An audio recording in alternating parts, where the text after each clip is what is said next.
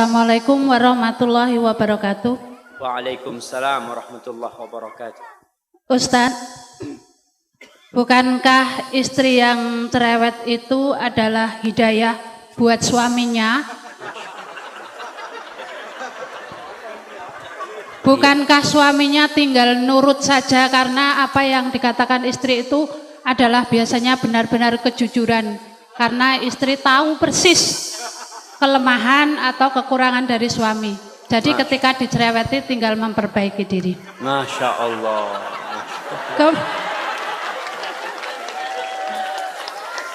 Kemudian kadang-kadang bukan istri yang tidak atau kurang bersyukur, tetapi suami itu senang dipuji. Padahal kata Ustadz Abdul Tuasikal, ketika ada yang memuji supaya dilempar dengan pasir kayak nggak salah. Apakah seorang istri juga karena suami butuh dipuji, apakah boleh memuji, dan bukankah pujian itu juga merampas haknya Allah bagi para suami yang senang-senang dipuji itu? Masya Allah. Kemudian berapa pertanyaannya Ustadz? Dolim itu boleh dibalas dengan dolim kan? Kalau suami mecah piring, bolehkah istri juga memecahkan piring? Masya Allah. Iya. Yang terakhir, wah ini sekawan ini Bu. bukankah yang bisa berjumpa dengan Allah itu adalah orang yang qalbun salim? Kemudian bagaimana caranya untuk bisa qalbun salim? Lalu apa yang menyebabkan tiba-tiba tidak bisa jadi sholat malam? Lalu apa yang menyebabkan sholat tidak khusyuk? Billahi taufiq wal hidayah. Wassalamualaikum warahmatullahi wabarakatuh. Waalaikumsalam warahmatullahi wabarakatuh. Satu lagi dari Bapak wonten. Ini mau jawab pertanyaannya Ibu kayaknya Ustaz. Bapak-bapak, Bapak satu aja sini. Ini dari toko Saking Gedang Sari. Ini jauh nih Ustadz, nih Gunung Kidul paling utara. Masya Allah. 40 kilo itu.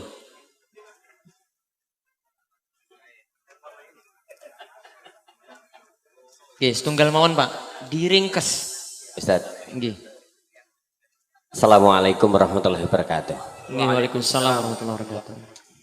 Yang saya tanyakan sesuai dengan realita Ustaz.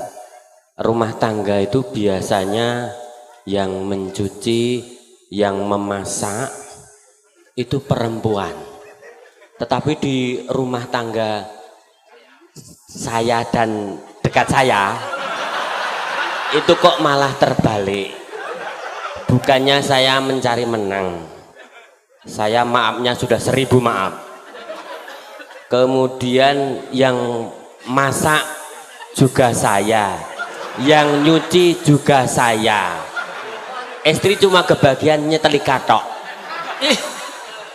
Itu aja kok belum bisa sakinah mawadah warohmah. Bagaimana Ustadz cara yang harus saya tempuh? Assalamualaikum warahmatullahi wabarakatuh. Baik, sampun nggih. Sampun. Yang pertama tadi Ustadz tentang bukankah istri cerewet itu malah manfaat gitu. Masya Allah. Itu gimana Ustadz? Iya. Iya, pertanyaan yang sangat indah sekali ya, karena memang salah satu yang menyebabkan kesalahan itu berulang kali terjadi karena kita beranggapan itu tidak salah. Kita menganggap itu benar. Sehingga istri tatkala dia cerewet, dia menganggapan dia ini sedang memperbaiki suaminya. Ingat, di rumah itu ada pemimpin. Siapa pemimpinnya? Suami. Allah mengangkat suami sebagai pemimpin. Ar-rijalu qawwamuna 'alan nisa bima faddalallahu ba'dahum 'ala ba'din wa bima anfaqu min amwalihim. Fas-salihat qanitat hafizatun lil ghaibi bima hafizallah. Kata Allah, sesungguhnya atau lelaki-lelaki itu adalah pemimpin bagi kaum wanita. Kenapa? Karena Allah telah memberikan kemuliaan kepada lelaki-laki. Allah memberikan kemampuan untuk menjadi pemimpin kepada lelaki lebih daripada wanita. Yang kedua nih bapak-bapak, ingat nih. Lelaki menjadi pemimpin yang pertama karena bawaan lahir yang Allah berikan kepada dia.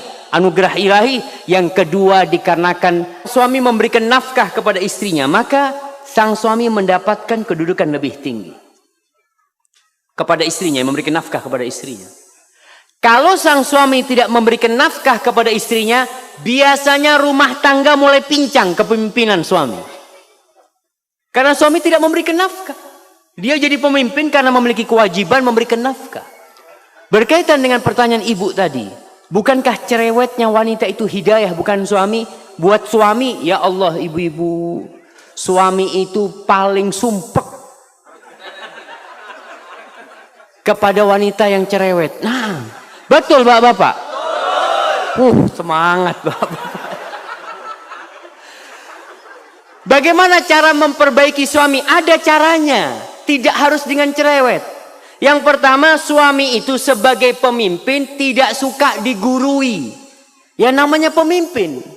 Mau pemimpin itu diprotes sama anak buahnya? Sulit. Tapi ada cara memperbaiki pemimpin. Karena ingat, itu pemimpin bapak dari anak ibu. Maka seorang wanita harus menampakkan penghormatan kepada suaminya, kepada pemimpin. Kalau ada yang ingin dia omongkan, ngobrol sama suaminya. Mas, kalau ada waktu aku ingin ngomong sesuatu, mas. Ngomong sama suaminya di waktu yang tenang. Begini mas, mungkin aku yang salah mas ya. Aku ini cinta banget sama engkau mas. Baru ngomong. Kalau cerewet, mas, sini. Duduk sini. Ribut itu rumah tangga. Karena pemimpinnya suami. Apa ada anak buah panggil pemimpinnya? Ya, kepada pemimpin nanti diharap kumpul sama anak buah. Nggak ada. Yang dipanggil anak buah dipanggil sini sama pemimpin. Ibu kan tujuannya memperbaiki suami. Bukan sok jadi jagoan, tidak. Tanyakan, mas yang kayak gini nih bener enggak mas ya? Pura-pura tanya. Padahal mau ngasih tahu sama suami. Enggak masalah dengan cara seperti itu. Mudah-mudahan suaminya jadi ngerti. Karena tujuan kita itu adalah bagaimana perubahan terjadi di diri suami. Duduk, nggak perlu umpamanya ketika duduk mengatakan qala Allahu Ta'ala. Allah berfirman. Masya Allah. Jadi suaminya kayak diceramain gitu, Masya Allah. Orang suaminya diceramain ustadz belum tentu dengarkan. Apalagi diceramain istri. Maka tolong diperhatikan hal itu. Perbaiki suaminya dengan cara yang baik. Kalau ngomong, kadang-kala kalau berbicara itu saling ngangkat suara. Dia ngomong, Ustadz, anak kalau ngomong sama suami mesti jawab. Maka jangan ngomong, tulis. Tulis, karena kalau nulis itu insya Allah bisa memilih kata-kata yang baik. Nggak emosi orang nulis itu. Lalu berikan kepada suaminya. Begitu pula bapak-bapak. Kalau ingin menasehati istrinya, jangan di depan anak-anak, jangan. Jangan di depan orang, jangan. Ketika semua anak-anak sudah tidur ya, di kamar berduaan, katakan kepada istrinya, Dek, nggak ada wanita yang lebih aku cintai daripada dirimu di muka bumi ini. Masya Allah. Itu istri dapat kayak gitu, Masya Allah. Baru kasih nasihat. Tapi kalau ngasih nasihat, Dek, aku benci sama engkau. Allahu Akbar. Yang kedua tadi langsung terjadi piring yang saling pecah. Baik Ustaz. Mungkin seperti itu. Kalau ingin memperbaiki suaminya, karena wanita ini yang solehah adalah yang tunduk dan taat kepada suaminya. Taat sama suaminya. Hadza wallahu a'lam bishawab. Dan wanita yang taat itu insyaallah akan menjadi penghuni surga Allah Subhanahu wa taala. Baik. Yang kedua, ini pertanyaan nggak perlu dijawab semua Ustaz, waktu antum terbatas. Gimana kalau zolim tadi dibalas zolim? Masya piring Allah. Pecah dibalas piring pecah.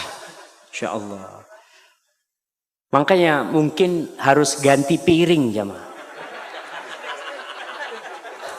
Orang kalau suka dolim-doliman kan lempar-lemparan piring. Kalau cuma punya satu lusin di rumah nggak cukup dolim-doliman itu jamaah. Bukan jamaah. Allah Subhanahu wa taala menjelaskan kepada kita bagaimana menghadapi orang yang zalim. Bagaimana menghadapi syaitan dan bagaimana menghadapi manusia. Kalau menghadapi syaitan tidak ada cara kecuali a'udzubillahi minasyaitonir rajim. Tapi kalau menghadapi manusia yang berbuat jahat, yang berbuat zalim, Allah katakan idfa billati hiya ahsan.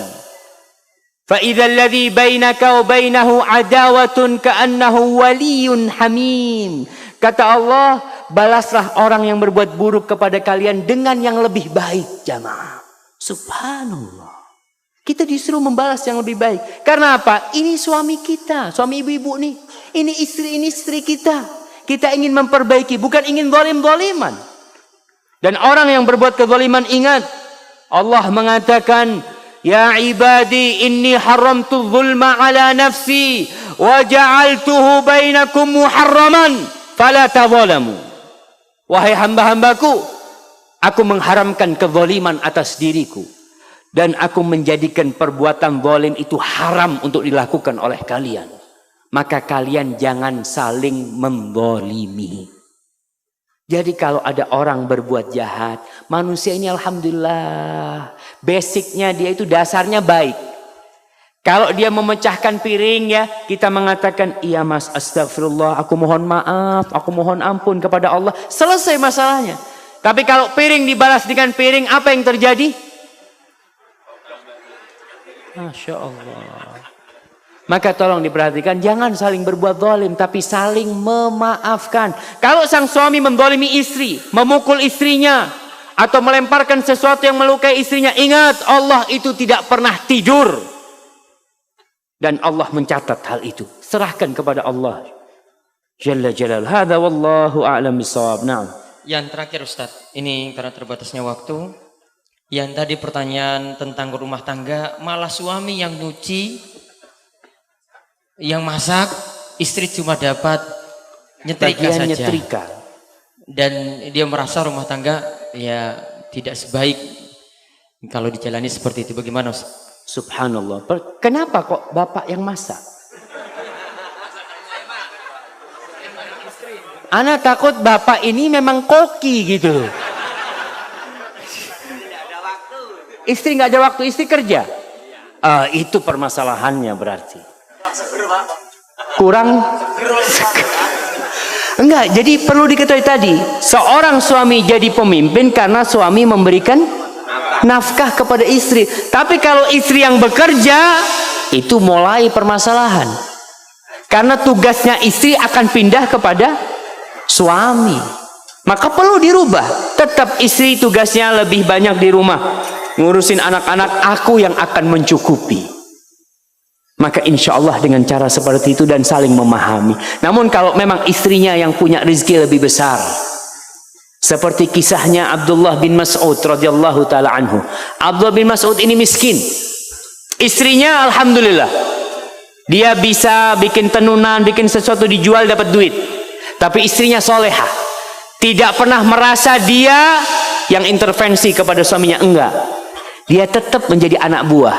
Namun kadangkala memang kerjaan di rumah harus dibagi. Karena istri yang bekerja, yang dapat nafkah. Selama kerjaan istri itu halal dan sesuai dengan syariat, ya kita harus saling memahami. Tapi seorang suami tetap harus berusaha bekerja untuk memenuhi kebutuhan rumah tangga.